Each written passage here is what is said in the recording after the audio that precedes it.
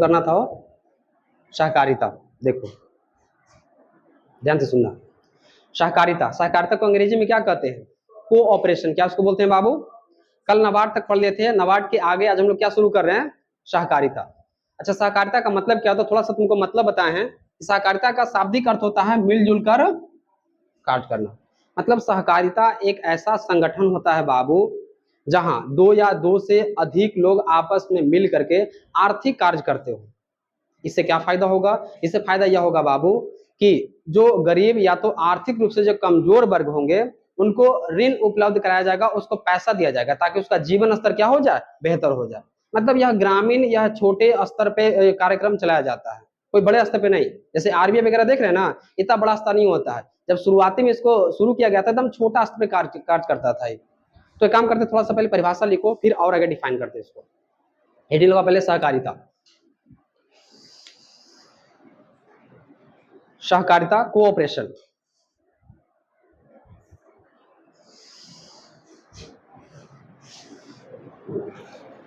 सहकारिता कोऑपरेशन।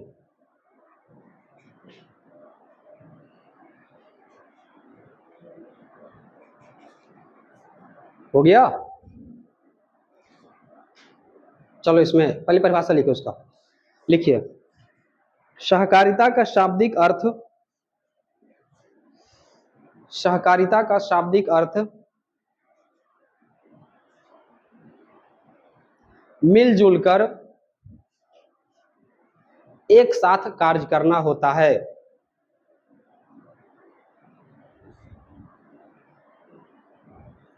मिलजुल कर एक साथ कार्य करना होता है।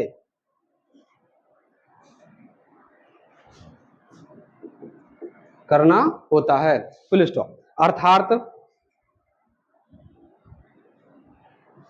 अर्थात सहकारिता एक ऐसा संगठन है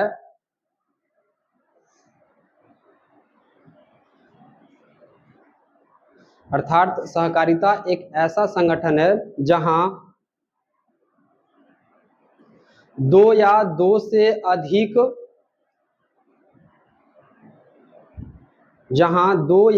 से अधिक व्यक्ति आपस में मिलकर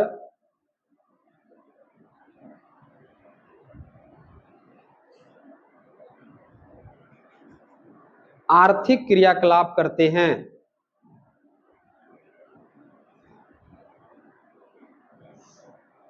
आर्थिक क्रियाकलाप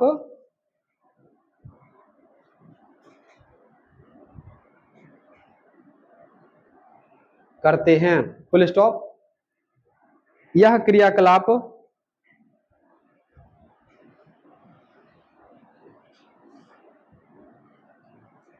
स्वेच्छा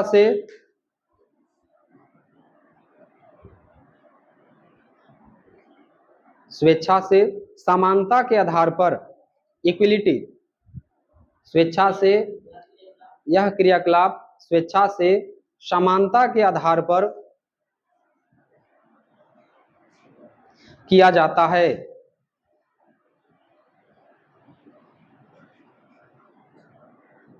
किया सेंटेंस का बड़ा किया का, ठीक है ना? किया जाता है, फुल स्टॉप।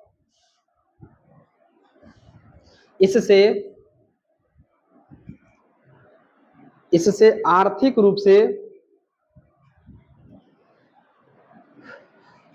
रूप से पिछड़े वर्ग को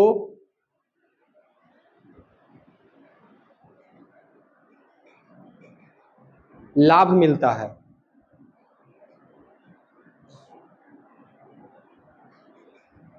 लाभ मिलता है। तो फिर से बैंक तो हम लोग पढ़ लिए हैं, बैंक का कॉन्सेप्ट अलग होता है, सहकारिता का अलग होता है। यह छोटे गांव, घर, जिला, कस्बा के स्तर पे चलता है। क्या होता है बाबू? एक ऐसा संगठन है जहां पे दो या दो से अधिक व्यक्ति मिलेगा और आपस में एक संगठन बना लेगा, और संगठन में जो उसका बचत होगा, आय होगा, इनकम होगा, वो थोड़ा उसमें जमा करेगा। उसके बाद फिर अगर उस संगठन में से किसी व्यक्ति को अगर पैसा की जरूरत होगा तो उस संगठन से ही पैसा उसको क्या किया जाएगा? दिया जाएगा। इससे क्या फायदा होगा? इसी फायदा होगा कि अगर गांव घर में ऐसा अनेक समूह हुआ, अनेक ग्रुप हुआ, तो व्यक्ति जो सेठ साहूकार के जो चपेट में आ जाता है, उसका शोषण का शिकार हो जाता है, वो बच जाएगा वो। उसका लाइफ स्टाइल यहाँ अगर जुड़ा रहेगा तो उसका लाइफ स्टाइल थोड़ा सा बड़ा हो जाएगा, कोई दिक्कत। अब देखो सहकारिता के 3 मूलभूत सिद्धांत होते हैं, 3, इसका 3 कॉन्सेप्ट होता है और 3 कॉन्सेप्ट पे ही चलता है। कौन कौन सा समझो, परिभाषा लिख लिए, नीचे से साइड हेडिंग बना लो, सहकारिता के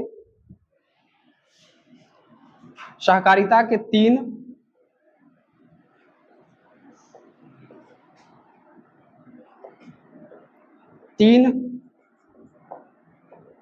मूलभूत सिद्धांत होते हैं।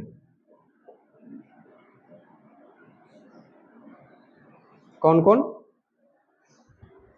3 मूलभूत सिद्धांत होते हैं। सिद्धांत होते हैं, हो गया। अब तुम लोग समझो ध्यान से। पहला जो सिद्धांत होता है बाबू,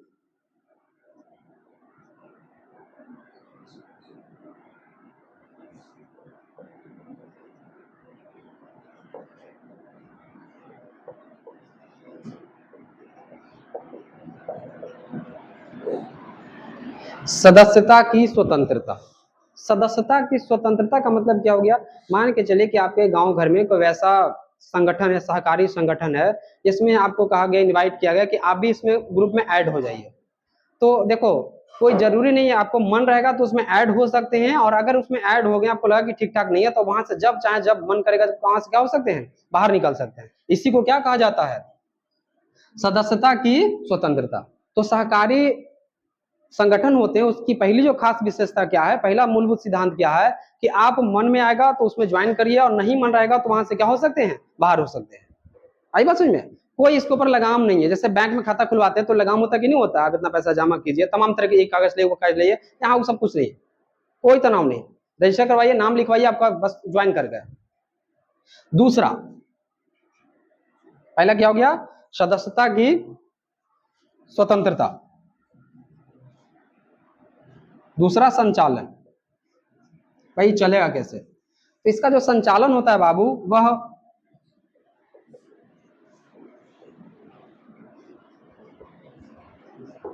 जनतांत्रिक। जन मतलब लोग, और तांत्रिक मतलब तांत्रिक, अच्छा वो तांत्रिक नहीं, ठीक है।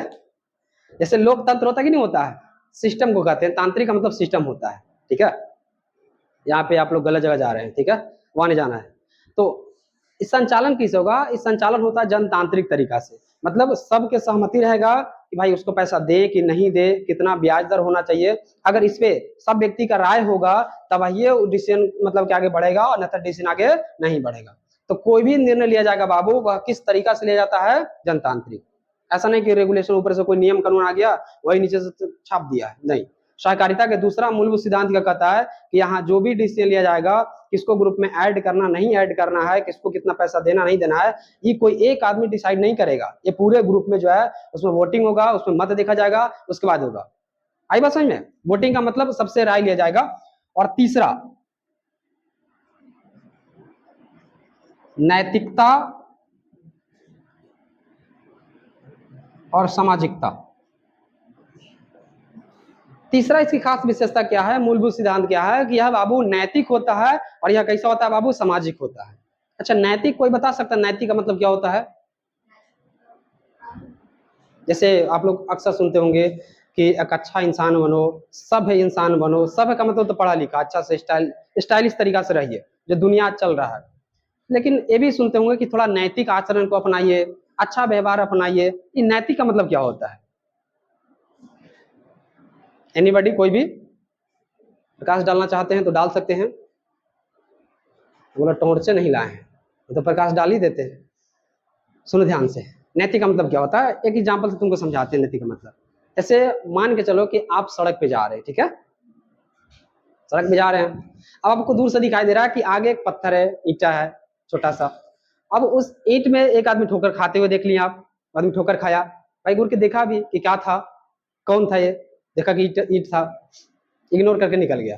आप उसको देखे, अब आपके मन में दो क्वेश्चन आएगा कि अगला को ना लग जाए इसके लिए हम बेचाली रहे तो थोड़ा साइड कर देते हैं, या अगला को लग जाए छोड़ देते हैं। ये दोनों चीज हो सकता है।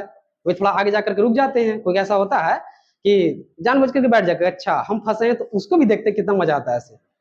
आजकल उसको प्रैंक कहता है, इसको जो है एक नया वर्ड लिया है प्रैंक। मतलब देखो समाज में हर समय जो है ना अपडेट होते रहता है, कुछ भी स्थिर नहीं है। कोई कॉमेडी हो या तो कोई भी चीज हो, देखना हर समय नया नया चीज वायरल होते चल जाता है। समाज या तो कोई भी हर क्षण कुछ न कुछ परिवर्तन हो रहा है। आप भी अपने अंदर समय के अनुसार परिवर्तन लाते रहिए। अगर नहीं लाइएगा बाबू तो आप पीछे छूट जाएगा। जैसे आजकल के जमाना में तकनीक का उपयोग आपको करने आना चाहिए। जैसे तकनीक जैसे कि आजकल आ रहा है, जैसे गूगल, सिंपल सा गूगल है, चैट जीपीटी है, या तो फिर न्यूज वगैरह देखते होंगे, इस सबसे आप लोग लगाव रहिए। एआई का जमाना आ गया है। तुमने देखा व्हाट्सएप में एक टूल आया है एआई का, है, उसका यूज कीजिए। जब भी आप कोई चीज पढ़ते हैं, कहीं फंसते हैं, तो उसमें उसमें टाइप कीजिए, उससे पूछिए, वो बताएगा, बहुत अच्छा बताएगा। तो जब उसका उस सब चीज का यूज करो। अगर नहीं यूज करेगा बाबू तो ध्यान रखना, आगे आने वाले समय में बहुत आदमी आपसे आगे निकल जाएगा। पहले वाला दूसरा था, पहले जो विकास दर था वो स्लो था। आज क्योंकि इंटरनेट के दुनिया में इतना तेजी से मतलब दुनिया बढ़ रहा है कि अगर आप उसमें नहीं इन्वॉल्व हुए, नहीं उसमें लगे, तो यकीन मानो घबरा जाइएगा। और हम लोग का मन जो है ना कभी भी नया चीज को एक्सेप्ट नहीं करता, हम लोग पुराने अवस्था में जीना पसंद करते हैं। तो चलो वापस आते वहां पे। अगर आपने उस ईंट को हटा दिया, इसका मतलब है कि आप कैसा कार्य किए, आप नैतिक हो गए। हर समय जब भी कोई गलत या तो सही होता है तो आपके मन में ये दोनों फ्रंट खुलता है, एक साथ खुलता है कि हमको ये चीज करना चाहिए या तो नहीं करना चाहिए। आपका हमेशा मन कहता है कि जो सही है उसका साथ देना चाहिए, लेकिन कुछ निगेटिविटी होता है, कुछ ऐसा परिस्थिति होता है जिस कारण कभी कभी हम लोग चाह के भी उसको मदद नहीं कर पाते हैं। जैसे बाजार में जा रहे हैं, किसी को एक्सीडेंट हो गया, जरूरत उसको है भाई उसको टांग के हॉस्पिटल लेके जाना, एक ऐसा कार्य में आ जाएगा, नैतिक कार्य में आ गया। लेकिन हम ही हॉस्पिटल जा रहे हैं, अब देखिए एक दो गिर गया है, अब बताओ पहले हमारी जरूरत है कि पहले उसको जरूरत है। तो कभी कभी परिस्थिति ऐसा हो जाता है कि हम लोग चाह करके भी नैतिक कार्य नहीं कर पाते। तो उतना नहीं जाना तुम लोग को नैतिकता में। बस नैतिकता थोड़ा समझो कि जो पॉजिटिव कार्य होता है उसी को क्या कहा जाता है। बस आपका दृढ़ इच्छा शक्ति होना चाहिए उस कार्य को करने के लिए। और अपने मतलब कुछ क्षति ना हो जाए, नुकसान ना हो जाए, ऐसा नहीं कि नुकसान करके आप नैतिक कार्य कर रहे हो, गलत बात है। चलते चलते अगर लगता है कि नैतिकता कहीं पे दिखता है हमको करना चाहिए तो जरूर करना चाहिए। तो नैतिक समझ में आया? बिल्कुल सही। दूसरा क्या है? अच्छा, ये तो सामाजिकता सबकी समझते हैं। समाज के अनुसार चलना ही क्या कहलाता है? सामाजिकता। कोई समाज में गलत कर रहा है उसको दबाव दो, उसको डांटो, उसको समझाओ, ये समाज का कार्य होता है। तो देखो तीसरा जो मूलभूत सिद्धांत है सहकारिता का, वो कैसा है बाबू? यह नैतिक होता है। यह कैसा होता है बाबू? सामाजिकता पर आधारित होता है। यह लाभ के उद्देश्य से कार्य नहीं करता। ऐसा नहीं कि भाई बैंक जैसा, कैसे वाणिज्यिक बैंक होता है, ज्यादा इंटरेस्ट ले लिया, सब हड़प लिया। ऐसा बहुत बहुत छोटे छोटे बड़े बैंक होता है, पैसा जमा करवा लिया, बैंक बंद हो गया, सब हड़प के निकल गए। नहीं, उस सिद्धांत पे कार्य नहीं करता है, बल्कि नैतिक होता है। और कैसा होता है बाबू? सामाजिक होता है और इस आधार पे कार्य करता है। तो बस यही था, लिखवा दे इसको। चूंकि इस पे एक बड़ा क्वेश्चन पूछा हुआ है, ठीक है, तो परिभाषा प्लस इसको एक्सप्लेन करना पड़ेगा। तो मूलभूत सिद्धांत लिखे, लिखो पहला, सदस्यता की स्वतंत्रता डैश करो।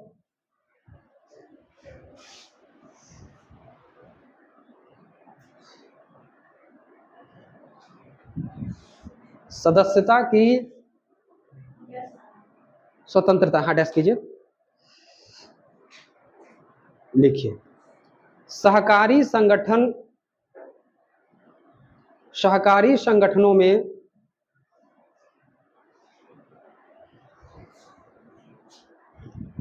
अपने इच्छा के अनुसार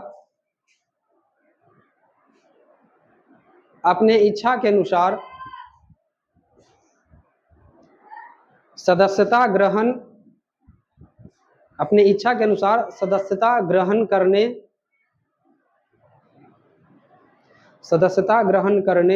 तथा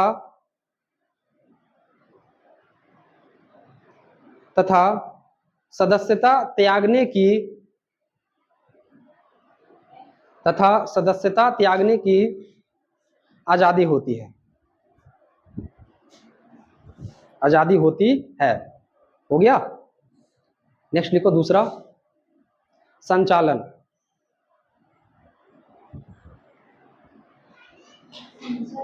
संचालन डैश करो,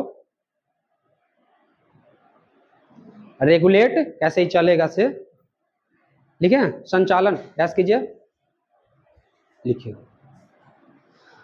सहकारी संगठन में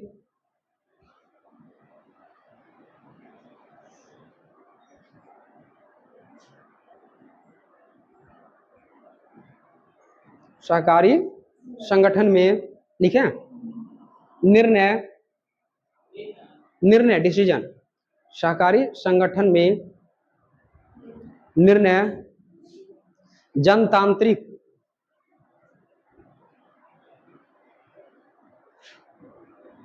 आधार पर होता है।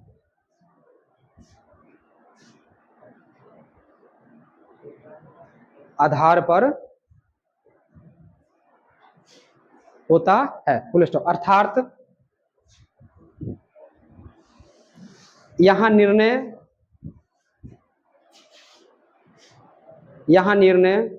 जनता के, यहां निर्णय सदस्य के लिखना, सॉरी, यहां निर्णय, फिर से बोल देते हैं, अर्थात यहां निर्णय सदस्य के सर्वसहमति से होता है, सदस्य के सर्वसहमति से होता है।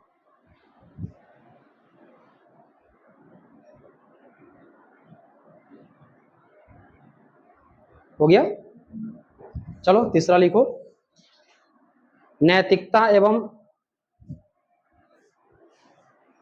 सामाजिकता। नैतिकता एवं सामाजिकता,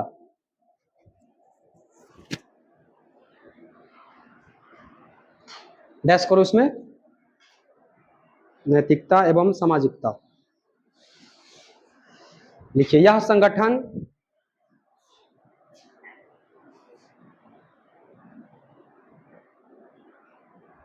क्या लिखा, यह संगठन नैतिक तथा सामाजिक होता है।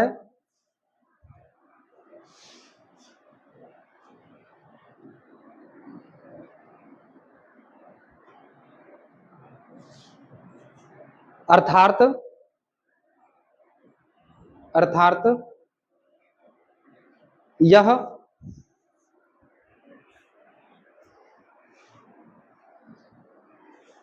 यह सामाजिक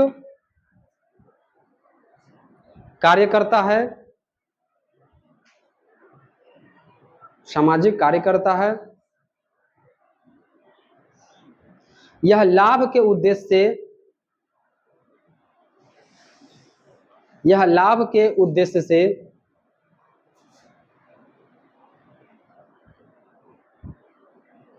कार्य नहीं करता है, लाभ के उद्देश्य से कार्य नहीं करता है।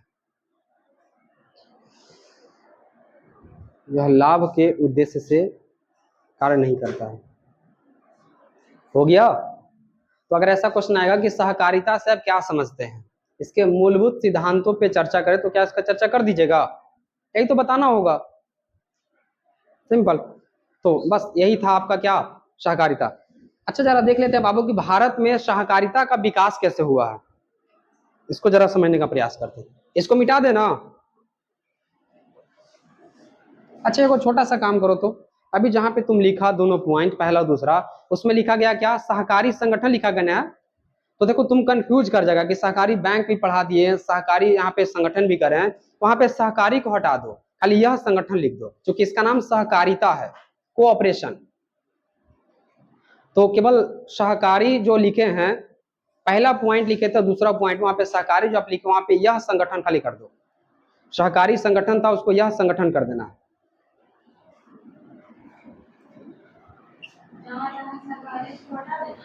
दो ही जगह तो करना है, हाँ दोनों जगह। छोटा सा कट मारो एकदम, मैंने कि पेंट कर दो उसको।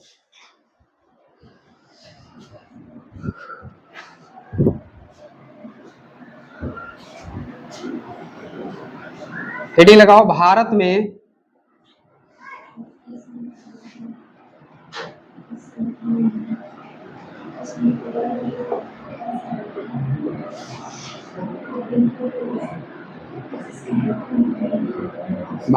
सहकारिता का विकास। जल्दी हेडिंग लगाइए।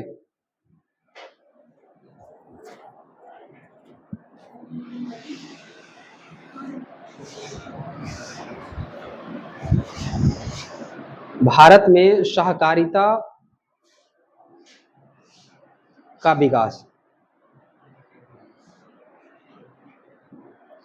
यहां से अलग क्वेश्चन पूछ सकता है, केवल सहकारिता के विकास के ऊपर, भारत में सहकारिता कैसे आया है। अब ध्यान से सुनना।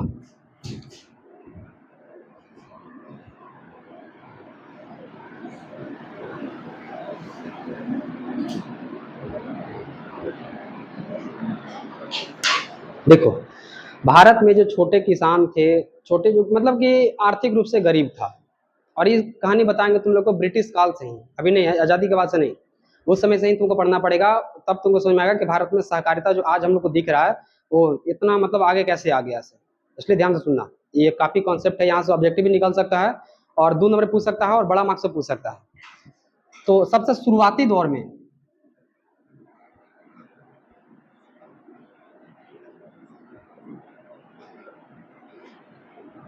भारत में सहकारिता के विकास के लिए सबसे पहली बार 1904 ईस्वी में, कब बाबू, 1904 ईस्वी में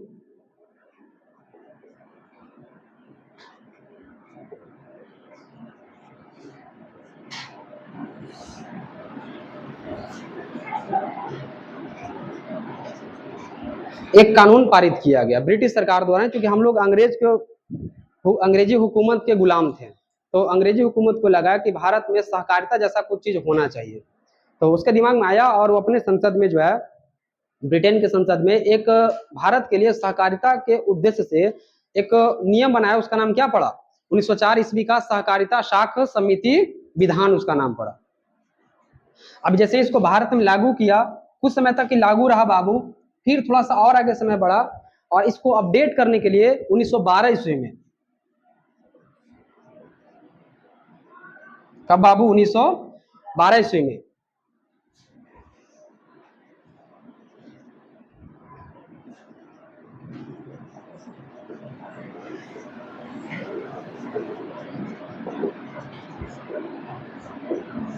सहकारिता को लेकर एक नया अधिनियम पारित किया। क्या पारित किया बाबू, अधिनियम पारित किया। जैसे अपडेट समझते ना है, मोबाइल का अपडेट देखो, पहले नोकिया था, फिर धीरे बड़ा बड़ा हुआ कि नहीं हुआ, उसी प्रकार से पहली बार भारत में सहकारिता के बारे में पूछ देगा तो कब ठीक करना है, फिर अंग्रेज 1912 ईस्वी में यहाँ सुधार हो रहा है कि नहीं हो रहा है, एक कानून वहां और पारित किया, उसका नाम क्या पड़ा, सहकारिता को लेकर के नया अधिनियम, नाम नहीं था बस, उसका कोई स्पेशल नाम नहीं है।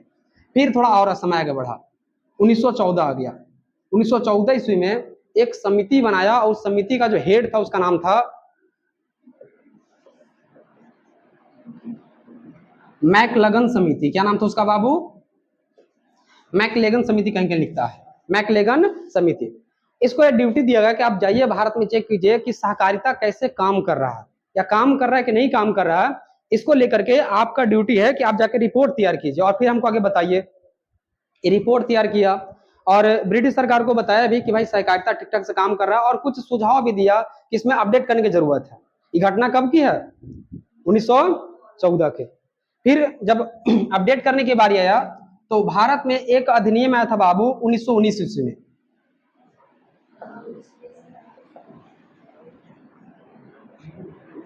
जैसे तुम लोग पॉलिटी का विद्यार्थी नहीं, इसको कहते हैं 1919 का भारत शासन अधिनियम, इसको कहते हैं, ठीक है, भारत शासन अधिनियम।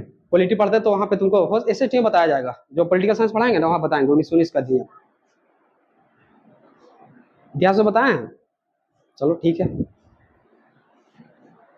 तो 1919 ईस्वी में एक अधिनियम पारित हुआ और मैकलेगन का जो सिफारिश था उसको आधार बनाते हुए अब जो क्या किया गया कि जो सहकारिता पहले था केंद्र के कंट्रोल में, केंद्र सरकार के कंट्रोल में, उसको राज्य के कंट्रोल में दे दिया। मतलब सहकारिता जो है प्रांतीय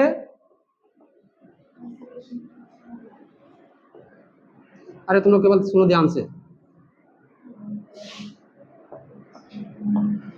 देखो 1919 ईस्वी में अधिनियम के द्वारा जो भारत में सहकारिता जो सेंट्रल लेवल पे था उसको कहां ट्रांसफर किया गया बाबू, प्रांतीय, आज का राज्य समझो, पहले उस अंग्रेज उसको क्या कहता था, प्रांत उसको बोलता था, तो प्रांतीय स्तर पर इसको क्या किया गया, हस्तांतरित किया गया, उसको ट्रांसफर किया गया। फिर थोड़ा और आगे बढ़ते हैं, 1919 है ना, 20, 21, 22, 23, 24 इधर कुछ नहीं होगा, फिर आएगा, आपको याद होगा आर्थिक मंदी, कब आया था बाबू, 1929 ईस्वी के विश्व आर्थिक मंदी, वही लिख देते हैं।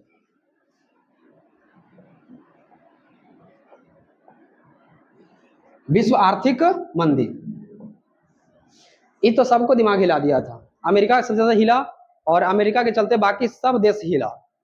सब के यहाँ जो स्थिति है एकदम खराब हो गया था, सब सामान महंगा हो गया था, मतलब हर देश का अर्थव्यवस्था डाउन हो रहा था, हर देश का स्थिति ऐसा पहुंच गया था 1929 में। इसके बाद भारत में अंग्रेजों द्वारा एक केंद्रीय बैंक की स्थापना किया गया, उसका नाम क्या पड़ा बाबू? 1935 में कौन सा बैंक बना था? आरबीआई। क्या बना बाबू? आरबीआई। यहां से लिखेगा, ठीक है? आरबीआई से यहां से समझना। 1 अप्रैल 1935 ईस्वी को किसकी स्थापना किया गया बाबू?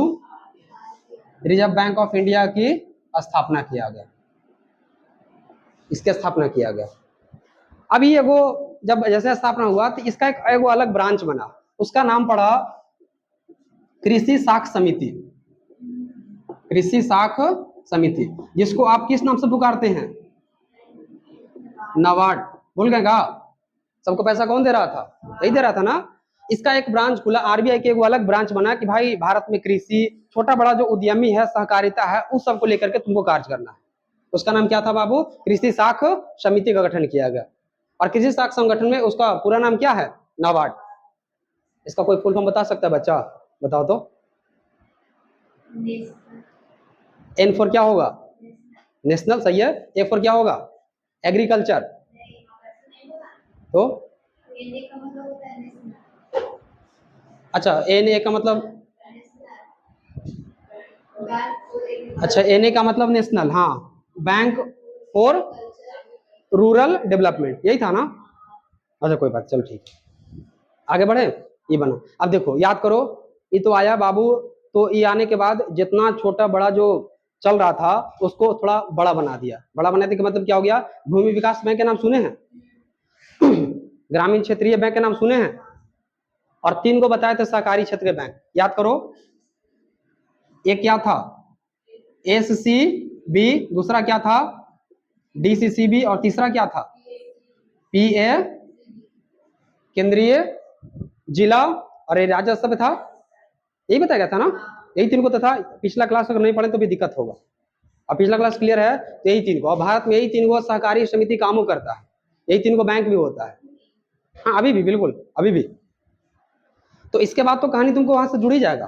इसके बाद तुमको सब कुछ पता ही है कि भाई सहकारी बैंक क्या होता है। मतलब पहले सहकारी था, फिर धीरे धीरे डेवलप किया, और डेवलप करने के बाद कहाँ जाकर पहुंचता है उसको समझना होगा। यहाँ से एक सेपरेट क्वेश्चन बनाने की क्षमता रखता है, और यहाँ से तमाम तरह के ऑब्जेक्टिव निकल जाता है। तो अगर तुम्हारा कॉन्सेप्ट क्लियर है तो तुम इस खाली इतना फॉर्मेट को याद कर लिया तो तुम आराम से गेट पे लिख सकता है। एक बार और समझाते, ध्यान से सुनना, ठीक है? देखो, अगर ऐसा क्वेश्चन आएगा कि भारत में सहकारिता के विकास पर प्रकाश डाले, क्वेश्चन तो छोटा ही पूछेगा तुमसे, और छोटा क्वेश्चन बहुत खतरनाक होता है। तो सबसे पहले आपको यहाँ से शुरू करना है कि भारत में सहकारिता के विकास के लिए, अर्थात कमजोर वर्ग के उत्थान के लिए, उसे आर्थिक पिछड़ेपन को दूर करने के लिए भारत में किसकी शुरुआत किया गया बाबू? सहकारिता को शुरुआत किया गया। अंग्रेजों द्वारा सहकारिता को शुरुआत किया गया। इसके लिए अंग्रेजों ने पहली बार 1904 ईस्वी में सहकारिता साख समिति विधान पारित किया। कोई दिक्कत? ये तो यार इतना जब स्टार्टअप मिल जाएगा तो नीचे तो ऑटोमेटिक आप खींचते चल जाइएगा, नहीं हो जाएगा? तो बताओ 1904 के बाद फिर अगला अपडेट उसमें कब आया? उसमें जोड़ देना है। इसके बाद 1904 के सहकारिता साख समिति में उसके परीक्षण के लिए, उसके जांच के लिए अंग्रेजों ने 1912 ईस्वी में सहकारिता को लेकर के एक नया अधिनियम पारित किया। कोई दिक्कत? फिर आगे बढ़ेंगे। फिर क्या 1914 का भारत में सहकारिता ठीक से कार्य कर रहा है या तो नहीं कार्य कर रहा है, उस संगठनों की जांच हेतु अंग्रेजों द्वारा एक समिति बनाया गया 1914 ईस्वी में, उसका नाम क्या पड़ा? कोई दिक्कत? थोड़ा और आगे बढ़ते हैं। फिर 1919 में क्या हुआ? 1919 ईस्वी के अधिनियम के द्वारा भारत में सहकारिता को केंद्रीय से हटा करके किसको बना दिया गया? प्रांतीय हस्तांतरण योग्य बना दिया गया। कोई दिक्कत? थोड़ा और आगे बढ़ो। इसके बाद क्या लिखेगा? 1929 ईस्वी में क्या आया? विश्व आर्थिक मंदी, जिसका प्रभाव विश्व के अनेक देशों ने झेला। भारत में जो कहाँ गया सहकारिता जो संगठन था उस पर भी इसका असर पड़ा, क्योंकि मान के चलो कि सबके पास पैसा खत्म हो जाएगा बाबू, तो छोटकन के पास पैसा कहाँ से आएगा? अरे सब कुशल मंगल है तब तो छोटे के पास कुछ पैसा होगा। अब फिर देखो अगला क्या लिखेगा, फिर पैराग्राफ चेंज कर देना। फिर क्या लिख देना है कि 1935 ईस्वी में किसकी स्थापना किया गया। अगर मिनट याद रहेगा तो लिख देना कि 1 अप्रैल 1935 ईस्वी को आरबीआई की स्थापना किया गया। और आरबीआई में एक अलग समिति जिसका नाम क्या पड़ा, कृषि साख समिति, जिसे नाबार्ड कहते हैं, इसकी स्थापना किया गया। और इसके अंतर्गत भारत में 3 प्रकार के सहकारी बैंक खोले गए हैं, एक केंद्रीय स्तर के, एक राज्य स्तर के, कौन सा स्तर के, जिला स्तर के। और वहां से सब कुछ बता ही दिएगा तुमको, एक्सप्लेन कर देना है, इतना वहां लाके छोड़ देना है, ठीक है। वहां के बाद आगे नहीं जाना है, बस तुमसे यही जानना चाहता है कि तुमको कुछ पीछे से पता है कि ऐसे ही मतलब केवल यही सब तन जान के तुम नॉलेज है, तो ऐसे आंसर उतारा जाता है। और यहाँ से ऑब्जेक्टिव भी बनेगा और कोई छोटा क्वेश्चन बन सकता है। अब कौन बनेगा इसका अंदाजा लगाना बताओ कितना मुश्किल है। इसलिए कहते हैं कि तुम लोग कॉन्सेप्ट पे पकड़ बनाओ, थोड़ा पेशेंस रखिए, धैर्य रखिए, सब ठीक हो जाएगा। तो अगर हम ये फॉर्मेट को केवल लिखवा देंगे और तुमको कहेंगे कि क्वेश्चन कर क्या ये, तो आप लोग कर लीजिएगा हैं? देखो खुद से थोड़ा बहुत तो लिखनी चलना चाहिए ना, बाकी खराब ही चले कोई दिक्कत नहीं है, हम कल चेक करेंगे इसको। तो पहले इसको उतारो जल्दी से, एकदम ऐसे ही उतारना है।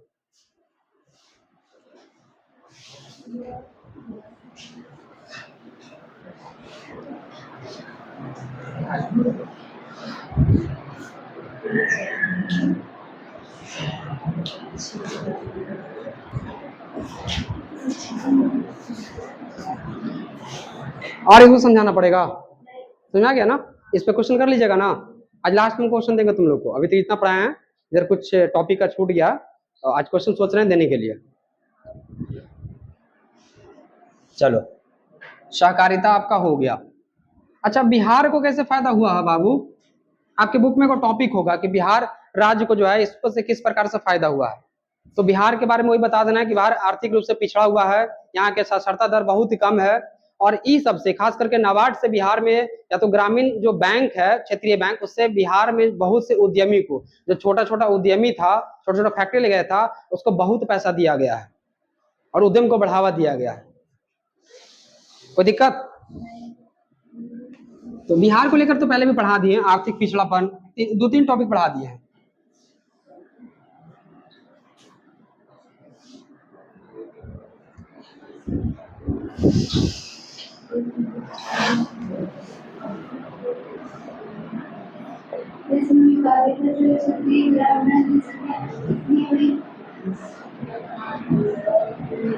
क्या आरआरबी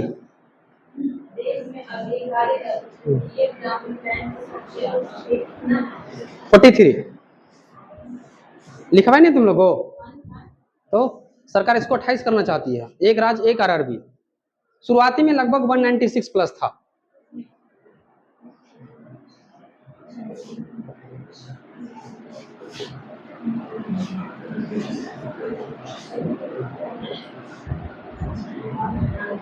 शेल्फ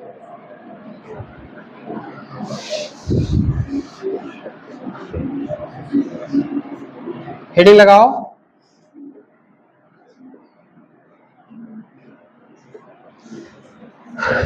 स्वयं सहायक समूह। और इससे लग रहा है कि इस बार क्वेश्चन आएगा तुम लोग को, अभी लग रहा है कि आया टेस्ट में आया है। अच्छा क्वेश्चन बैंक में आया हुआ है, कोई बात नहीं, चलो जल्दी से इसको लिखो।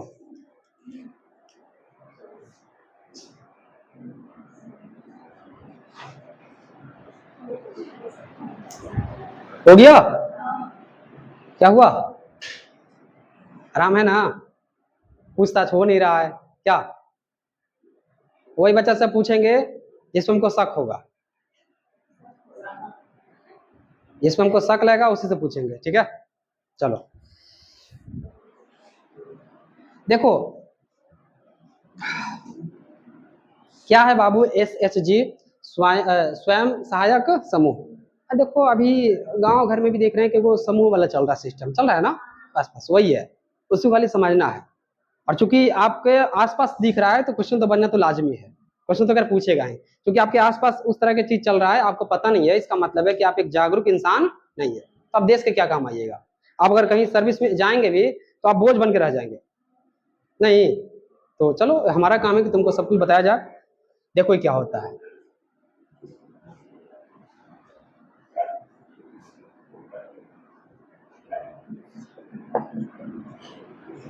सुनो,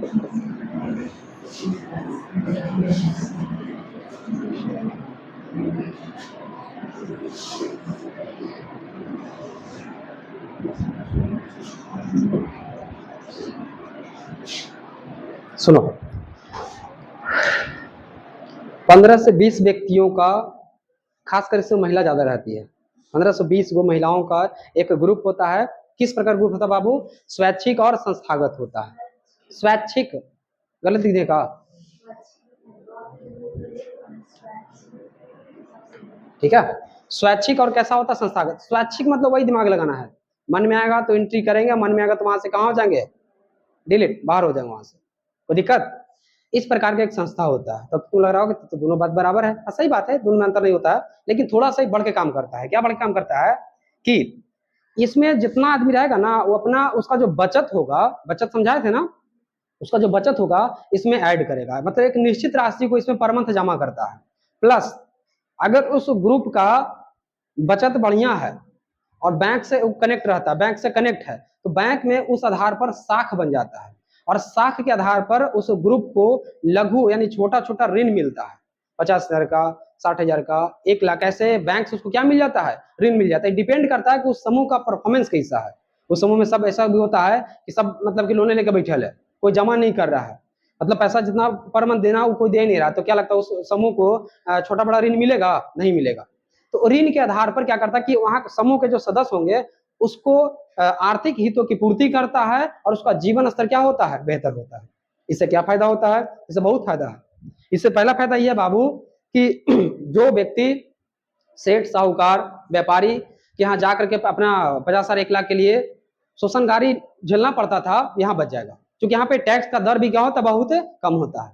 इसमें टैक्स बहुत कम लिया जाता है। सहकारिता में भी टैक्स बहुत क्या लिया जाता है? कम लिया जाता है। इसमें भी बहुत कम टैक्स लिया जाता है, और ज्यादा दिक्कत है नहीं। लंबा समय में आप कब तक भी जमा कीजिएगा, उसका कोई टाइमिंग भी नहीं होता है, आराम से जमा करते रहिए। हालांकि इसका जिम्मेवारी, अगर मान के पैसा नहीं देगा तो पूरा समूह जिम्मेवार होता है। ये तो देख रहे हैं ना, टोटल। इसलिए बैंक पैसा दे देता है, क्योंकि कोई एक व्यक्ति को बैंक पैसा नहीं देता है, क्योंकि हो सकता भाग जाएगा तब, लेकिन जानता है कि जब ग्रुप में ज्वाइंट है तो उस ग्रुप के आधार पर उसको पैसा मिलता है, ताकि वो पैसा लेके भागेगा तो सबको जिम्मेवारी होगा और सब उसके ऊपर बोलेगा। जो आपके आसपास का जो समूह चलता है ना, है यही बस पे चलता है, उस पर यही कॉन्सेप्ट होता है। तो पहले इसका एक डिफिनेशन लिख लेते हैं, क्योंकि बहुत हाई फाई है, ध्यान रखना, इससे क्वेश्चन आने के ज्यादा चांसेस होता है। तो लिख लो। अच्छा, कुछ समझ में आया? कैसे ही निकल गया? समझ में आया? चलो एक बार लिखते क्रम में समझाएंगे, और नहीं तो फिर समझाएंगे। लिखो। मतलब तुम लोग तो कहवे नहीं करता कि हमको समझ में नहीं आया, क्योंकि हमारे ऊपर डाउट होने लगता है। सही बात है। तो ऐसा कैसे हो सकता है कि कुछ समझाते सब समझ में आ जाता है? फिर भी क्वेश्चन को तो डाउट होगा। चलो लिखो लिखो, ठीक है ठीक है, आप समझ गया। तुम लोग का आईक्यू लेवल ठीक है, समझदारी बढ़िया है। डैश करो इसमें।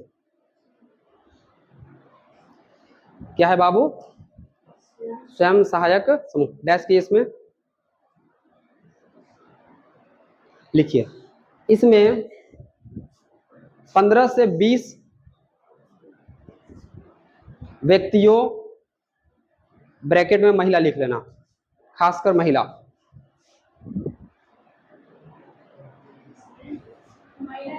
महिला, खासकर महिला। इसमें 15 से 20 व्यक्तियों का स्वैच्छिक एवं संस्थागत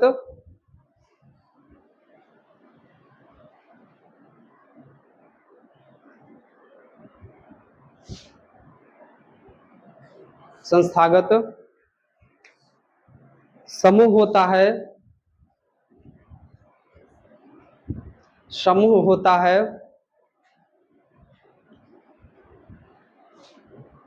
जो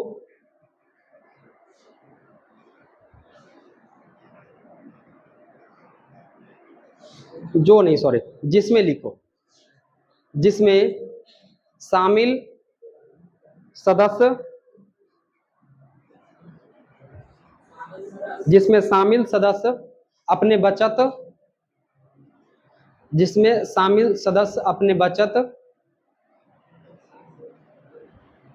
तथा साख के आधार पर क्रेडिट तथा साख के आधार पर बैंक से लघु ऋण लेकर साख के आधार पर बैंक से लघु ऋण लेकर अपने सदस्यों का आर्थिक हित को पूरा करता है।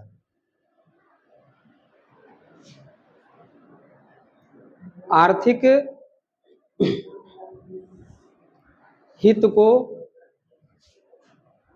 पूरा करता है। इसके अलावे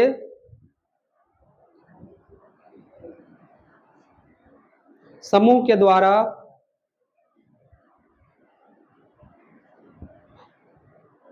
पशुपालन,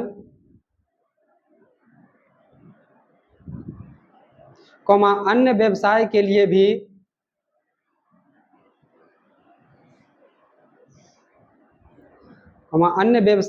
भी ऋण उपलब्ध करवाया जाता है। ऋण उपलब्ध करवाया जाता है।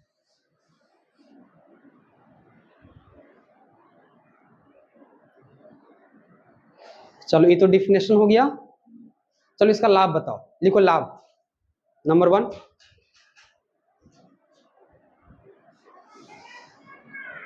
हम क्या बताए, तुम लोग बताओ।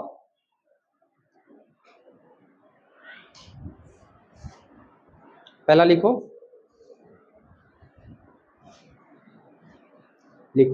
यह आर्थिक रूप से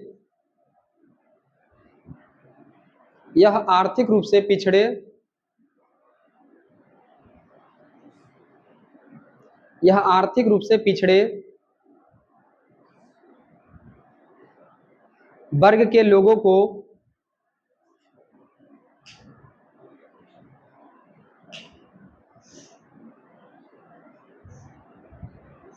आर्थिक सहायता देता है।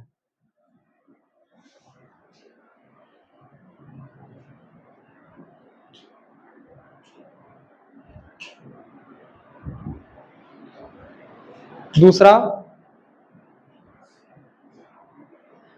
गैर संस्थागत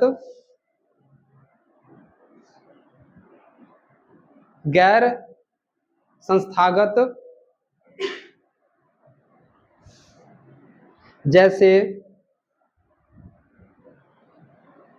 महाजन, सेठ, कॉमा दे करके,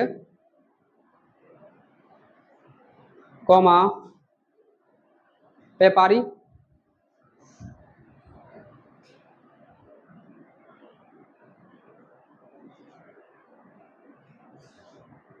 यह क्या लिखे, गैर संस्थागत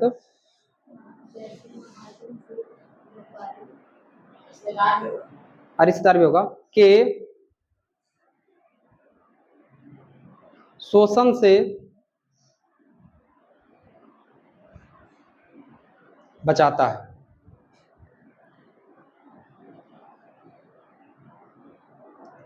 अच्छा, रोजगार भी तो मिल रहा है ना लोगों को। तीसरा लिखो, यह रोजगार सृजित करता है।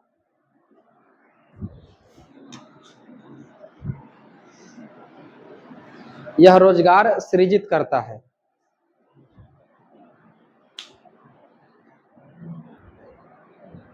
एक और लिख लो, यह महिला सशक्तिकरण को बढ़ावा देता है। यह महिला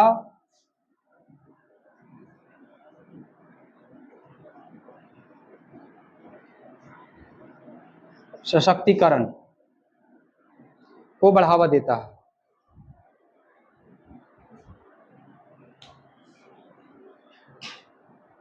और तुम लोग सोचना अपने हिसाब से क्या। देखो, हम एक चीज सुनो ध्यान से, हम समझने पर विश्वास रखते हैं, ठीक है। हो गया, कितना पॉइंट हुआ हो? 4 पॉइंट हुआ। अच्छा पॉइंट है। अच्छा, महिला सशक्तिकरण समझ में आया। महिला को आर्थिक रूप से मजबूती मिलेगा बाबू, उसी को क्या कहा जाता है? और आर्थिक रूप से मजबूती मिलेगा तो बाकी सब स्वतंत्रता उसको ऑटोमेटिक मिलना शुरू हो जाएगा। जिसके घर में महिला कार्य करती हो, इनकम का स्रोत महिला हो, मतलब जॉब हो, उसका देखो रुतबा थोड़ा अलग होता है। और जिसके यहाँ महिला जो है केवल वही चौकी बलने तक, उसका देखो इज्जत कैसा है। तो कहीं ना कहीं यहाँ पे मेन फैक्टर कौन हो गया, ऐसा थोड़ी आर्थिक हुआ कि नहीं हुआ। तो अभी देखो ये जो संस्था देख रहे हो वो सेंटर में किसको रखता है, महिला क्यों रखता है। तो जाहिर सी बात है कि वहाँ कोई तरह के बात होगा, महिला एक दूसरे का सुख भी शेयर कर सकती है, सुख दुख शेयर कर सकती है। अच्छा एक और लिख लो पॉइंट, तो फिर क्योंकि ये मंच होता क्या कि अगर कोई शोषण से झेल रहा है, पारिवारिक हो गया या किसी प्रकार से, तो कम से कम एक मंच पे बैठेगा तो कम से कम बात खुलेगा तो उसका सॉल्यूशन निकल सकता है। देखो एक मंच पे आना भी बहुत जरूरी होता है। कभी क्या होता है कि अकेले बहुत लंबे समय से हम लोग कोई व्यापारी के शोषण में मतलब झक रहे हैं या तो फिर घर के परेशानी में झक रहे हैं, तो लंबा समय तक और कोई स्रोत ही नहीं है। अगर आप डेली कहीं मीटिंग में जाते हैं तो कहीं ना कहीं आप कहिएगा कि फलाने व्यापारी हमको बहुत लंबे समय शोषित कर रहा है, तो उसका सोल्यूशन निकाला जाएगा। एक पॉइंट और लिख लो इसमें।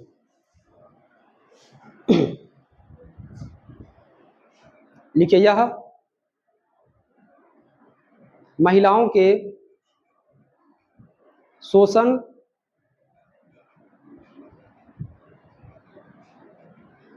का उजागर, शोषण का उजागर कौमा विकास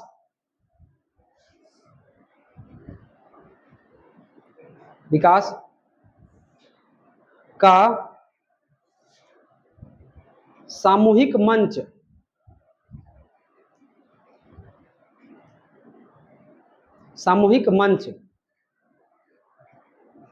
का कार्य करती है।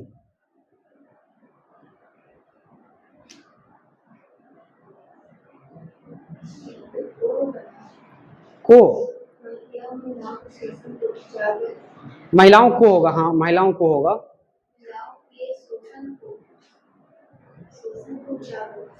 लाइक पर पूर्ण सेंटेंस बोल देते हैं, एक बार सेंटेंस मिला लेना तुम लोग।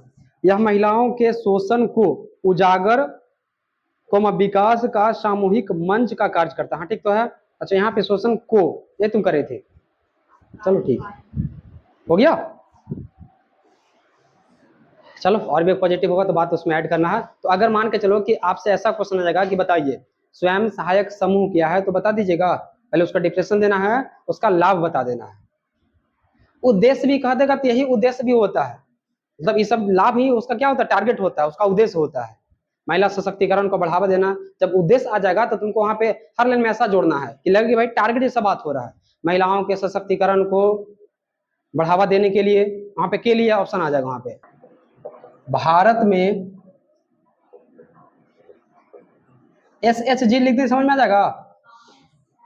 क्या पढ़ेंगे इसको बताओ तो, स्वयं सहायक, बिल्कुल सही, समूह।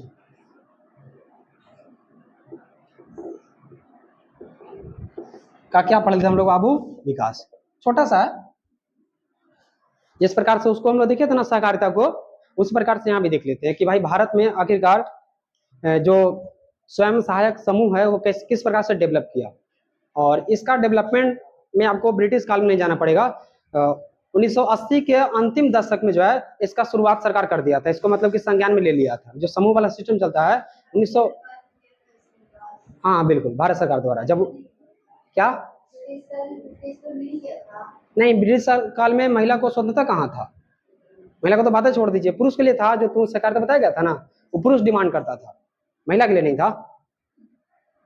देश की पहली प्रधानमंत्री इंदिरा गांधी बनी ना, तब महिला लोग ज्यादा एक्टिवेट हुए कि जब देश के प्रधानमंत्री बन सकते हैं तो हम लोग अपना मांग नहीं कर सकते हैं।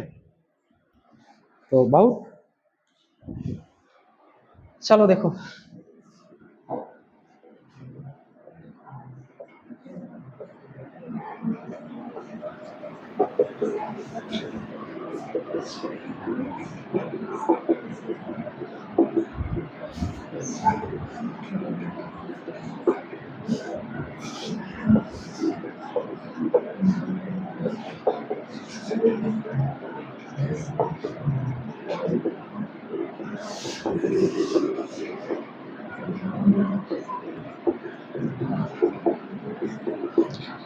देखो स्वतंत्रता प्राप्ति के बाद भारत में जो गरीब था बाबू, जो आर्थिक रूप से पिछड़ा हुआ था, तो कुछ लोग जो है मीटिंग करके, कुछ मतलब कि स्वयं सेवी कह सकते हैं, जिसके पास कुछ पैसा था, वो लोग मीटिंग किया कि भाई जो भारत के गरीब है उसका 2000 हरण किया जाए।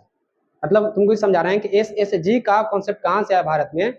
तो स्वतंत्रता प्राप्ति के बाद कुछ भारत के स्वयं सेवी कुछ मीटिंग किए कि भारत में जो आर्थिक रूप से पिछड़े लोग हैं उनके बारे में थोड़ा सोचना चाहिए, और वो सब मिलकर के एक टीम बनाया शुरू में 2 4 5 10 आदमी का, और वो पहले काम किया, छोटा छोटा जो है लोगों को ऋण देना शुरू कर दिया, और बहुत कम ब्याज पे, बहुत कम ब्याज पे। जब वो सब काम करना शुरू कर दिया छोटा छोटा, तो सरकार भी सोचा कि भाई जब देश के कुछ धनी लोग ऐसा काम कर रहे हैं तो हमको भी काम करना चाहिए।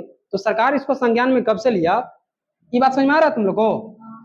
1980 के अंतिम दशक। अच्छा, 1980 के दशक का मतलब समझाओ तो, कहां से कहां तक? 70 से 80 के 80 से 90? हाँ, नहीं नहीं, 1980 का दशक खाली बताओ हमको, दशक। हाँ, इसका मतलब क्या? 1980 से 90 मतलब वहीं पहुंचे तुम लोग। 1970 से लेकर के 1980 का जो 10 साल है उसी को क्या कहा जाएगा? 1980 के दशक कहा जाएगा। एग्जैक्ट बात कीजिएगा तो 1970 से लेकर के 1979 तक, 79 तक, एक साल पहले तक। अरे तुम लोग कॉपी देखा करो, ठीक है? इतिहास में पहले यही पढ़ाते हैं हम, पहले डेट पहले क्लियर करवाते हैं कि भाई मतलब दशक क्या होता है, शताब्दी क्या होता है। चलो देखो, चलो 1980 के दशक में सरकार इस पे संज्ञान लिया, और सरकार सोचा कि हाँ भाई यहाँ लोगों को ऋण देने के लिए, गरीब लोगों को ऋण देने के लिए, उसको पैसा देने के लिए, आर्थिक स्थिति को दूर करने के लिए हम कुछ व्यवस्था करने जा रहे हैं। और एक संगठन बना, उसका नाम क्या पड़ा? SHG पड़ा। फिर आगे जाकर के 1990 के दशक में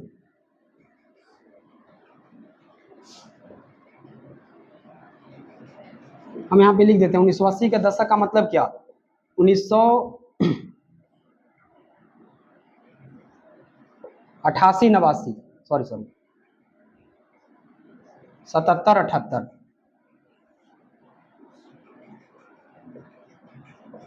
और इसका प्रमुख मतलब गया 1981 82 83।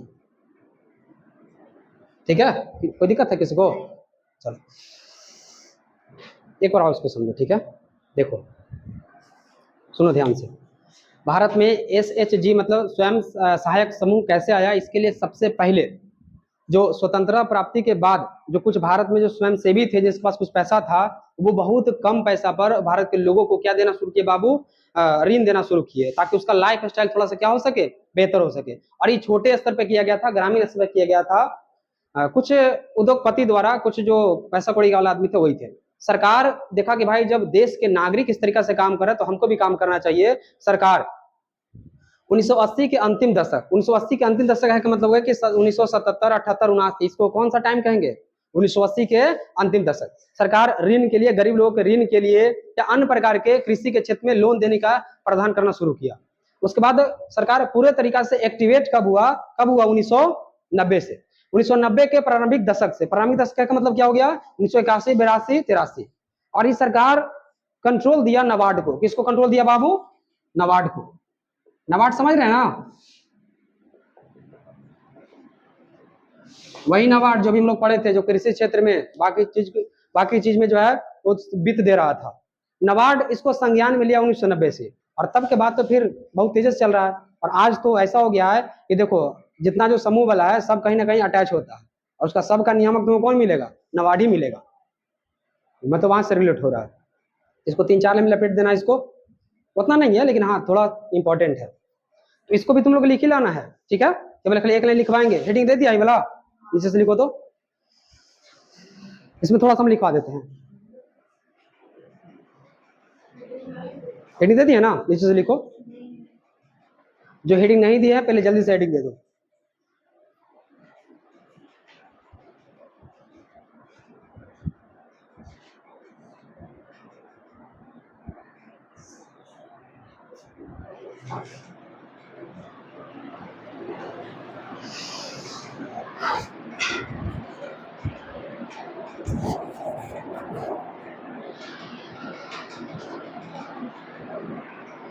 दे दी हेडिंग?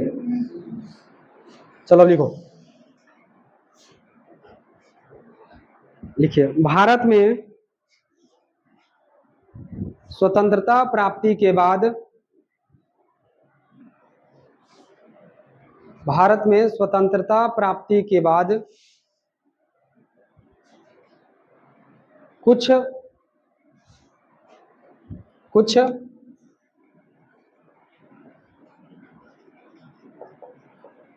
स्वयं सेवकों द्वारा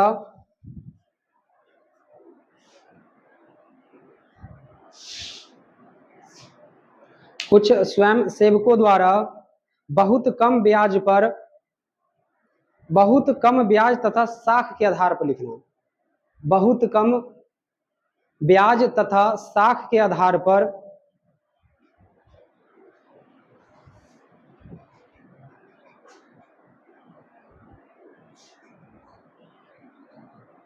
गरीबों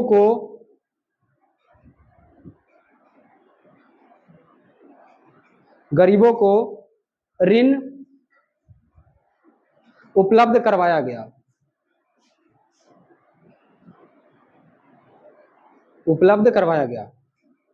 फुल स्टॉप, उपलब्ध करवाया गया। पैराग्राफ चेंज करो। भारत सरकार द्वारा 1980 के अंतिम दशक से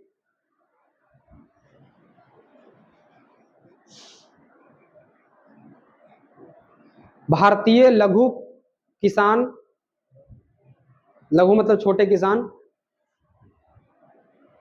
भारतीय लघु किसान तथा आर्थिक रूप से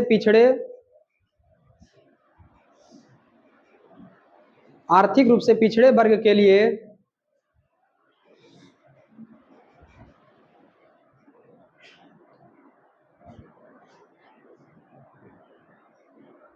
ऋण उपलब्ध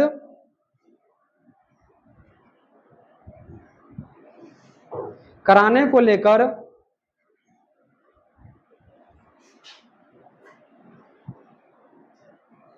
संस्थागत प्रयास की शुरुआत किया गया।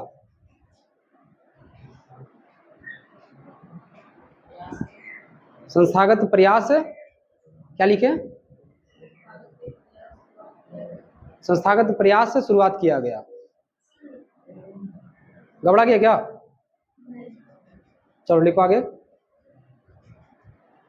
फुल स्टॉप लिखना, उसमें लिखो आगे 1990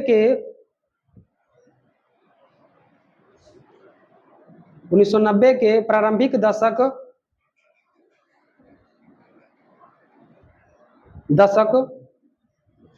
से नाबार्ड के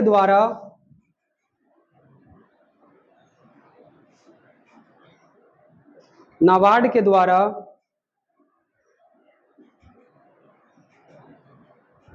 भारत में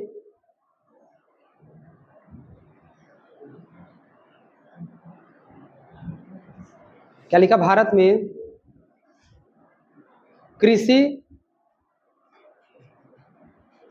कृषि तथा अन्य व्यवसाय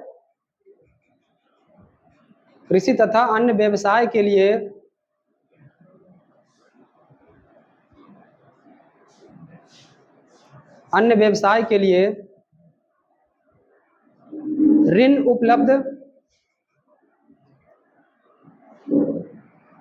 उपलब्ध करवाने के लिए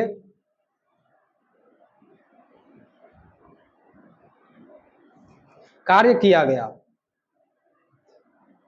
कार्य की शुरुआत किया गया, ऐसे लिख लो, कार्य की शुरुआत किया गया। 1990 लिखा था ना? हाँ, कार्य की शुरुआत किया गया।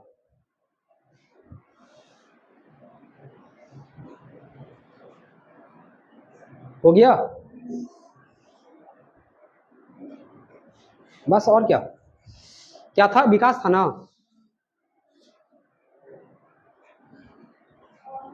थोड़ा और लिख लो, वर्तमान में, हाँ, वर्तमान में भारत में अनेक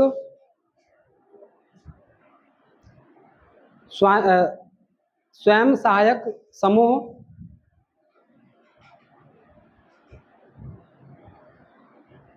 कार्य कर रहे हैं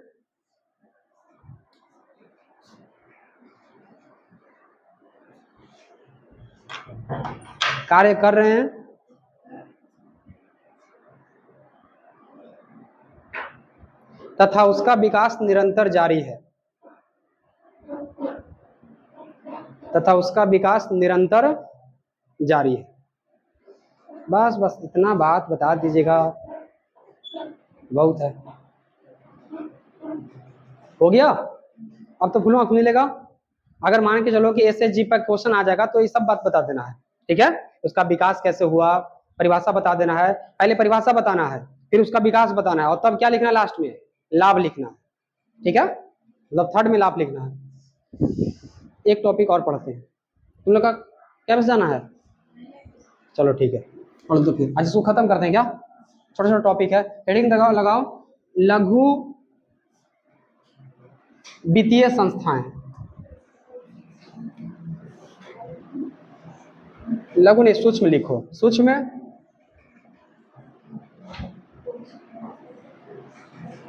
वित्तीय संस्थाएं।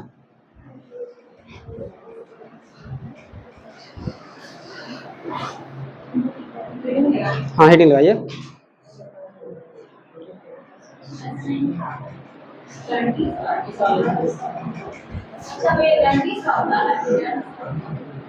उतना को नहीं पता है, ठीक है। और डंटी सा होता है कि कौन सा होता है वो हमको नहीं पता। दंत सा, तो डंटी कैसे हो गया है? अच्छा, दंत सा को डंटी से बिगाड़ के कर दिया ना। मतलब हम लोग जो है ना, बिगाड़ने में पढ़ाई को आगे हैं। चलो देखो क्या है सूक्ष्म वित्तीय संस्थाएं। इसकी शुरुआत किया गया था बाबू बांग्लादेश से। कहाँ शुरू किया गया था? बांग्लादेश से। और एक व्यक्ति का नाम लिखते हैं, उनका ध्यान रखना, वही चूंकि शुरू किए थे, उनका नाम था प्रोफेसर मोहम्मद यूनुस। क्या नाम तुमका बाबू? प्रोफेसर मोहम्मद यूनुस। इसमें नहीं फंसो। कहाँ के हैं बाबू ये? बांग्लादेश के, बांग्लादेश के हैं। अच्छा, ये क्या किए, जैसे देखो अभी हम लोग जो पढ़े हैं स्वयं से भी, जो हम लोग पढ़े SHG, बस वैसे ही वो वहां भी शुरू किए थे। इनको लगा कि भाई बांग्लादेश में कुछ गरीब है, उसको थोड़ा हमको ध्यान देना चाहिए, उसको थोड़ा आर्थिक रूप से मदद करना चाहिए। और ये छोटे स्तर पर शुरू किए थे, छोटा गांव कस्बा छोटा शहर होता ना है, उस लेवल पे वहां शुरू किए थे। इनको देख करके बाकी लोग भी शुरू कर दिया था काम। तो जो छोटा लोग था उसको कम ब्याज पर साख के आधार पर ऋण दिया, और उसी ऋण को, उसी व्यवस्था को क्या कहा गया? सूक्ष्म वित्तीय संस्थाएं कहा गया। क्योंकि इनको देख करके लोग मोटिवेट हुआ और ऐसा ऐसा संस्था खुल गया जो छोटा छोटा ऋण देता है, कम समय के लिए छोटा छोटा ऋण देगा, और जिसको से लोगों को बहुत फायदा हुआ। तो 2 नंबर का क्वेश्चन इससे पूछता है कि भाई लघु या तो सूक्ष्म वित्तीय संस्थाएं क्या है। तो इसका सीधा आंसर पहले परिभाषा लिख लेते हैं, फिर इसके बारे में दूल्हे बता देते हैं। लिख लो तो डायरेक्ट।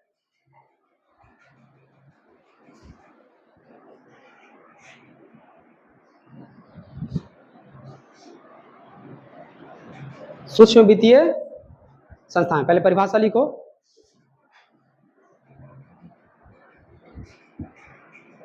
लिखिए, वैसी संस्थाएं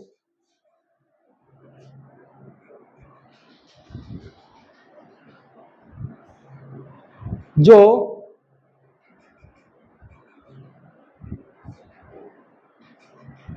गांव कस्बा तथा छोटे शहरों में बहुत कम ब्याज पर, छोटे शहरों में बहुत कम ब्याज पर बहुत कम ब्याज पर लिखें ऋण, ऋण ब्रैकेट में वित्त भी लिख लेना, पैसा कौड़ी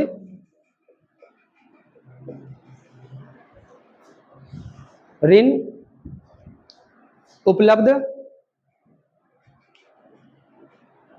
कराती हो उसे सूक्ष्म वित्तीय संस्थाएं कराती हो उसे सूक्ष्म वित्तीय संस्थाएं कहा जाता है।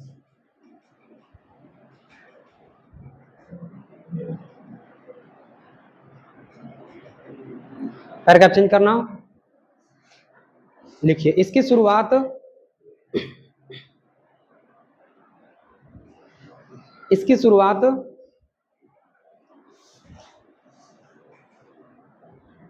बांग्लादेश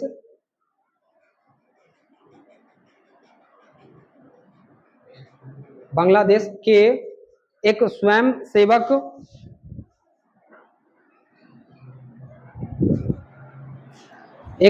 सेवक प्रोफेसर मोहम्मद यूनुस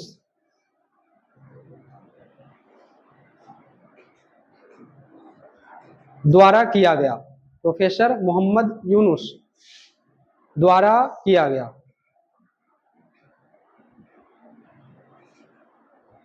ध्यान रखना, इनके लिए इस काम के लिए इनको नोबेल प्राइज भी मिला है, नोबेल शांति पुरस्कार 2006 में। थोड़ा ऐड कर दो इसको भी, थोड़ा और बढ़िया आंसर हो जाएगा। इस कार्य हेतु इन्हें 2006 ईस्वी में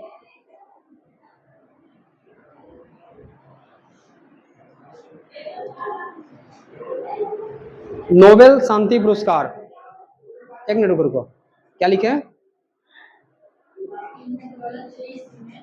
ईस्वी में शांति के क्षेत्र में, ऐसा लिख लो शांति, पीस, शांति के क्षेत्र में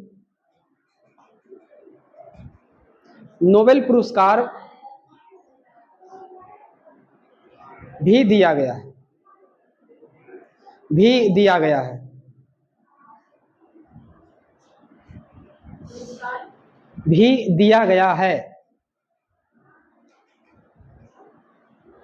हो गया।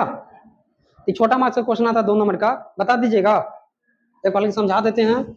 सूक्ष्म वित्तीय संस्थाएं क्या होता है बाबू?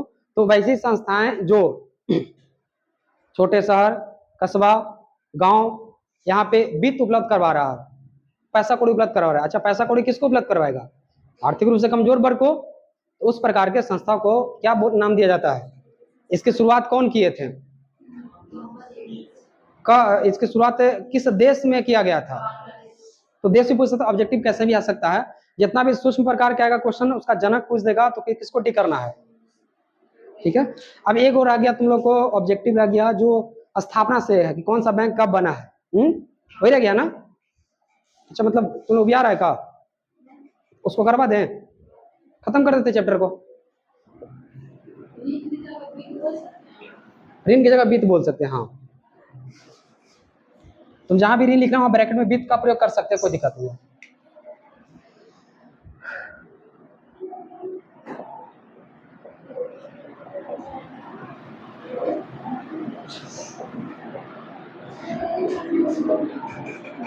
भारत में बैंकों की, ठीक है, यहां से नहीं फंसेगा तुम आगे से। देखो, भारत में पहली बार जो बैंक खोला गया बाबू, अंग्रेज के द्वारा खोला गया है। किसके द्वारा खोला गया है? 1770 ईस्वी में। उसका नाम क्या था बाबू बैंक का? उसका नाम था bank of,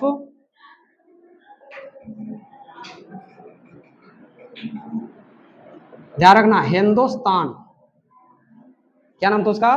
bank of Hindustan नाम था उसका, हिंदुस्तान। कौन खोले थे बाबू? तो उस व्यक्ति का नाम था एलेक्जेंडर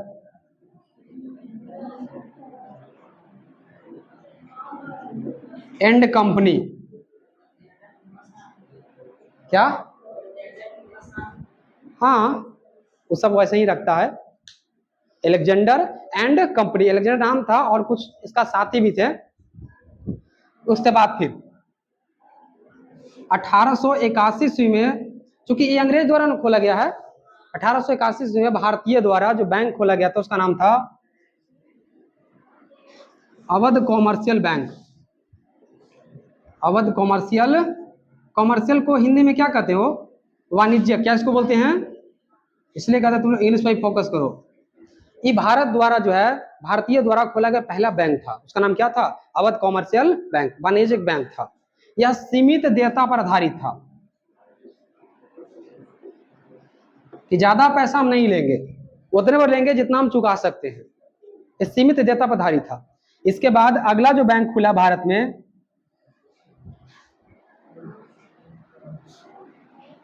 1894 में खुला था, पंजाब नेशनल बैंक।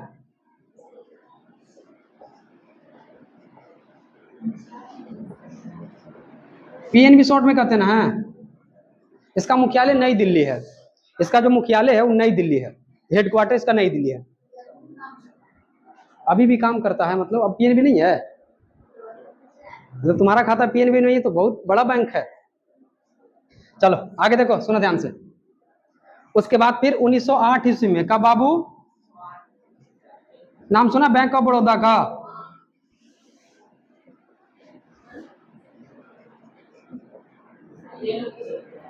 एक गुजरात, इसका मुख्यालय है गुजरात के बड़ौदा में। इसका मुख्यालय कहाँ है? लिख देगा मुख्यालय। इसका मुख्यालय कहाँ है और इसका कहाँ है? बड़ौदा। कहाँ पड़ता है बाबू? चलो आगे सुनो। 1921 ईस्वी में भारत में एक बैंक खुला, उसका नाम था इंपीरियल बैंक। इंपीरियल बैंक, ओ सॉरी गलती लिखवा गया। इंपीरियल, इंपीरियल बैंक अंग्रेज द्वारा खोला गया था। एक्चुअल में इंपीरियल बैंक 3 बैंक को मिला के खोला गया था। अंग्रेज का 3 को सेंटर था जहां से भारत में खूब बढ़िया से कंट्रोल करता था। एक था मुंबई से करता था, दूसरा नीचे करता था मद्रास से करता था, और एक और करता था उधर बंगाल से करता था। कोलकाता समझ रहे ना, कलकत्ता। तो 3 बैंक था। एक था कलकत्ता कॉमर्शियल, कलकत्ता नहीं था, उसका नाम था, देखो हम भूल रहे हैं, बंगाल कॉमर्शियल बैंक। हाँ, एक बंगाल था, एक मद्रास कॉमर्शियल बैंक था, और एक और था बंबई कॉमर्शियल बैंक। तो ये तीनों 3 जगह इसका स्टेट ब्रांच था। 1921 में खोला था इंपीरियल बैंक का। लेकिन एक समिति का गठन हुआ, उसका नाम था गोरेवाला, गोरेवाला समिति। इसका गठन किया गया। मतलब जब अंग्रेज चला गया तो भाई अब सोचा गया कि जो 3 जगह फैला हुआ है इंपीरियल बैंक, इसको भारत के हिसाब से किया जाए, उसको अपने हिसाब से सेट करते हैं। क्योंकि सरकार, अंग्रेज खोल के गया था तो सरकार पे पूरा पूरा कंट्रोल हो गया। तो अब एक समिति सरकार गठन किया, उसका नाम क्या पड़ा? गोरेवाला समिति। और ये सुझाव दिया कि तीनों बैंक को मिला के क्या कर दिया जाए? एक कर दिया जाए। और बाबू 1 अप्रैल 1955 ईस्वी को वो तीनों बैंक को मिला करके एक बैंक किया गया, और उसका नाम क्या पड़ा? एसबीआई। एसबीआई का मतलब क्या हो गया? State bank of India. Hindi में इसको क्या कहेंगे? भारतीय स्टेट बैंक, स्टेट बैंक कहेंगे, जिसको शॉर्ट में क्या कहते हैं? एसबीआई। तो एसबीआई की अगर स्थापना पूछ देगा तो उसका आंसर कितना हो जाएगा? 1 अप्रैल 1955। अब बताओ कौन पहले कौन पीछे, कोई दिक्कत? अगर पूछ देगा भारत में पहले सबसे पहला बैंक कौन है, हो सकता क्वेश्चन यहाँ से बनाने का मन को ध्यान से पूछ सकता है। भारतीय द्वारा खोला गया पहला वाणिज्यिक बैंक कौन, तो कौन हो जाएगा बाबू? और ये सब तुम याद रखना, इस समय तुम कंफ्यूज कर देगा, क्योंकि अभी सार्वजनिक क्षेत्र में सबसे बड़ा जो बैंक है वही यही 3 को है। एक पंजाब वाला है, एक बैंक ऑफ बड़ौदा है, और तीसरा कौन है? एसबीआई है। कोई दिक्कत? बस इसको छाप लो जल्दी से। क्या हुआ? कोर बैंक प्रणाली क्या होता है? अच्छा उसको हम लिखवा देते हैं, ये भी एक टॉपिक करवाना था।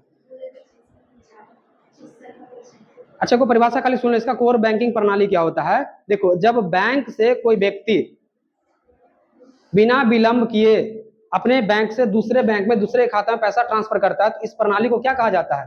कोर बैंकिंग प्रणाली कहा जाता है। जैसे बैंक ड्राफ्ट से पैसा करते हैं ना, तो पूरा सिस्टम को क्या नाम देंगे हम लोग? कोर बैंकिंग प्रणाली। इसको लिखवा देंगे सेपरेट, टेंशन नहीं लो, हमको ध्यान में था ही, सही बात बता दिया आप। पहले इसको जल्दी से लिखो। चलो लिख लिया ना। ध्यान रखना, इंपीरियल बैंक को चेंज करके किस में कर दिया गया है, एसबीआई इसको बनाया गया। अगर ऐसा पूछ देगा कि एसबीआई का पुराना बैंक का नाम बताओ तो उसका आंसर क्या हो जाएगा, किस समिति, मतलब अगर पूछ सकता है कि बताओ गोरे वाला समिति का संबंध किससे है तो किससे बताना है, एसबीआई से। हाँ, एसबीआई की स्थापना में इसके मुख रहा है। कब बना बाबू एसबीआई, दिक्कत तो बैंकिंग लेकर कोई दिक्कत होगा तो यहाँ से क्वेश्चन आएगा।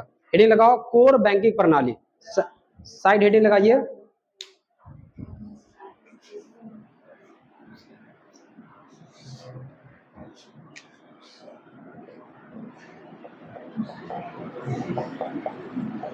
बैंकिंग प्रणाली, देखो कोर बैंकिंग प्रणाली क्या होता है। आप गए बैंक, बैंक में कुछ संकेत मतलब साइन मोहर टेम्परेचर वगैरह, उसको से यहाँ से पैसा ट्रांसफर कहाँ कर दिए, किसी दूसरे स्थान पे कर दिए। ये जो बैंक के माध्यम से किया गया आपके संकेत के द्वारा, इसी सिस्टम को क्या कहा जाता है, बस यही तो है कोर बैंकिंग प्रणाली। ये तो आज भी आप लोग जान रहे हैं, कोर बैंकिंग प्रणाली के द्वारा ही सब कुछ का आजकल संचालन हो रहा है, मुद्रा वगैरह का नहीं हो रहा है। लिख लो, लिखिए। देखिए जब कोई व्यक्ति एक स्थान से दूसरे स्थान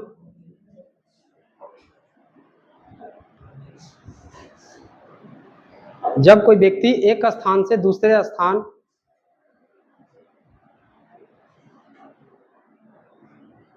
कोई संकेत द्वारा बैंक के माध्यम से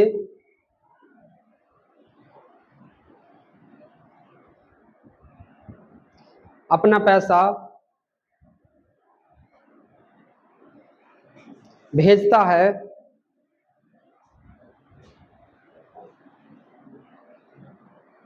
तो बैंक की इस प्रणाली को कोर बैंकिंग प्रणाली कहा जाता है। कोर बैंकिंग प्रणाली कहा जाता है।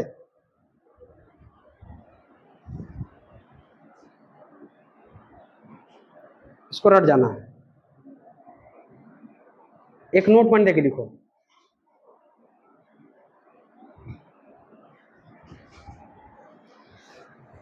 नोट पॉइंट देख लेना, लिखना। वर्तमान में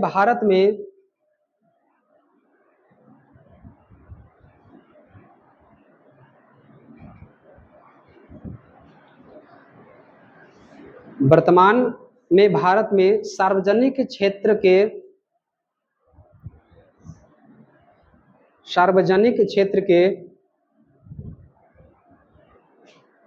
बैंकों की संख्या 12 है तथा राष्ट्रीयकृत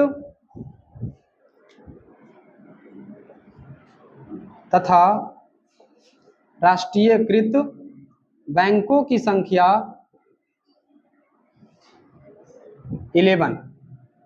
11 है। हो गया। यहाँ पे दो का वर्ड समझा देते हैं, सार्वजनिक क्षेत्र के बैंक किसको कहते हैं और राष्ट्रीयकृत किसको कहते हैं। देखो यदि कोई बैंक है उसका स्थापना करने वाला कोई निजी व्यक्ति था और आगे चल करके सरकार उसको संसद में अधिनियम के द्वारा अपने कंट्रोल में लिया है तो उसको क्या कहा जाएगा बाबू, राष्ट्रीयकृत कहा जाएगा।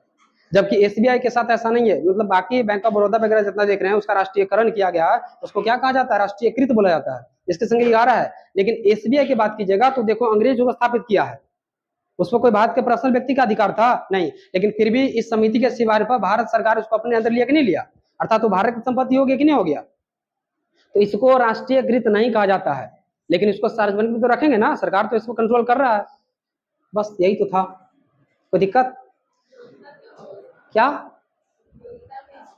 किसका उपयोगिता, कोर बैंकिंग का उपयोगिता ही उपयोगिता है, मतलब कि क्रय विक्रय को आसान कर दिया। नहीं, व्यापार वाणिज्य को आसान कर दिया। एक जगह से दूसरी जगह पैसा भेज रहे हैं तो इसको से क्या फायदा हो रहा है? बहुत फायदा है। माने क्रय विक्रय, मतलब इतना बताएं तुम लोग को, हो गया। एक टॉपिक तो घर से करके आएगा। क्या लिखा है? तो इसको से व्यापार वगैरह करना सरल हुआ, लोगों के आम जनजीवन सरल हुआ। पहले परिभाषा दे देना है, पैराग्राफ चेंज करके उसको बता देना है। इस प्रणाली के द्वारा लोगों के आम जनजीवन आसान हुआ, व्यापार वगैरह सब कुछ आसान हुआ। पैसा लेके जाएगा, चोर उचक्का के भी तो डर है ना, और बैंक के पैसा ट्रांसफर कर देगा, तो इसका क्या उपयोगिता है? ये सब फायदा हो जाएगा। तो घोषणा करते हैं खत्म होने की, क्या चैप्टर खत्म हो गया?